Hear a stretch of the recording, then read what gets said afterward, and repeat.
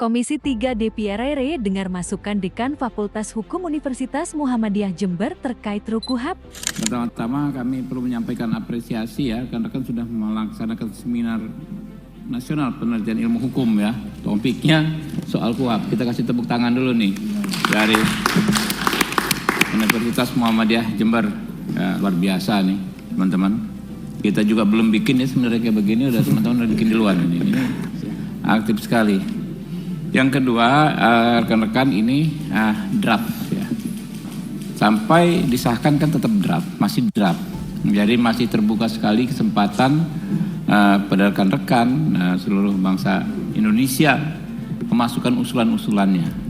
Sehingga menurut saya dalam pembahasan KUHP ini, apapun pendapat kita, sebagian sama, sebagian beda, sebagian besar nggak sama. Santai saja, bawa santai. Di sini kan kami lintas fraksi, banyak fraksi. Jadi bisa nih nanti kan masukan-masukannya disampaikan juga ke teman-teman fraksi-fraksi masing-masing. Minta nomor kapoksinya ke Bu Ica di belakang kabaksetnya. Jadi kalau teman-teman kayak kemarin nonton di Naswa ya menurut saya sebaiknya saya juga agak tegang. Tapi yang kita agak kaget kok seolah-olah ini sudah jadi barang gitu, iya kan? Betul. Kita kan bingung. Saya kira saya mau diwawancarai, tapi ternyata mereka ingin menyampaikan pendapat. Ya silahkan lah, kita akan. Tapi kan saya sebagai orang yang menyusun draft ini, tentu saya punya argumentasi yang berhak juga saya sampaikan.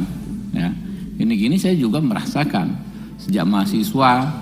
Saya sudah sering menjadi korban KUHP, ditangkap sewenang-wenang dengan cara, ya kan? Ketika kemarin belum koalisi pemerintah pun sering merasakan, ya kan, betapa bahayanya KUHP ini. Saya menjadi pengacara tapi haknya nggak diberikan, nggak ada peran dan lain sebagainya.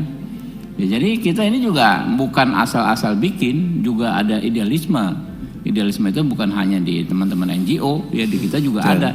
Idealisme itu terbentuk karena persoalan real yang kami hadapi juga. Ya kayak Pak Hinca ini senior saya nih, dulu advokat.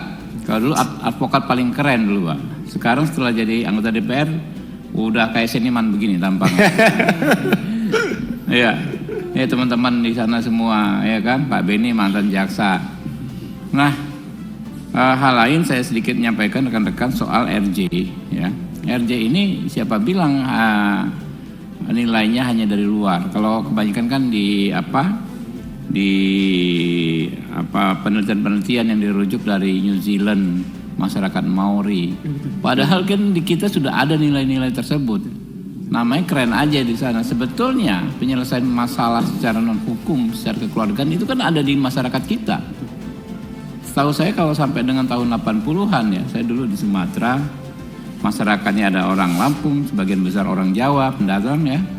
Itu anak muda kalau berkelahi itu nggak ada yang sampai ke polisi, ya. Atau kecelakaan lalu lintas motor dengan mobil selesai di masyarakat, malah yang tadinya tidak saling kenal gara-gara tabrakan menjadi saudara, diangkat saudara sampai tua begini. Saya punya beberapa saudara angkat yang muncul ininya itu ya persaudaraannya gara-gara kecelakaan mobil dengan motor atau berkelahi. Jadi bukan sekedar merestorasi, tapi membuat kualitas yang lebih baik. Tadi yang nggak saling kenal malah menjadi saudara, saling bantu sampai tua-tua begitu kan. Jadi kita nggak perlu menurut saya terjebak pada teknis, pada hal-hal sekat-sekat yang diciptakan pihak-pihak luar. Kita lagi bikin nilai kita sendiri. Kita lagi bikin undang-undang kita sendiri, itu kan ya. Kalau misalnya dipersoalkan RJ, kenapa kok di penyelidikan? Kan belum ada tersangka, belum jelas. Nah, yang saya kasus-kasus yang sebutkan itu kan belum ada tersangka juga. Tapi diselesaikan di masyarakat dan akhirnya yang zaman itu nggak ada over capacity. Tahun 80-90 itu nggak ada over capacity, Pak. Semua masalah kalau nggak pembunuhan, nggak nusuk orang sampai mati, kita bisa selesaikan gitu loh. Atau perampokan ini. Tapi kalau hanya berkelahi, boro-boro orang yang maling coklat, maling kakao masuk penjara. Kalau dulu dimaafin selesai. Nah jadi kan kita lagi bikin nih, ya kan. Kenapa nggak bisa selesai di penyelidikan? Menurut saya sih masih bisa, malah bisa. Sebelum jadi masalah selesai dulu. Anyway, ini ada draft, ya silahkan diusulkan. Jadi mentang-mentang kita ambil RJ harus sesuai benar dengan di New Zealand, ya enggak juga. Namanya saja restoratif justice, ya nomenklaturnya seolah-olah restoratif justice.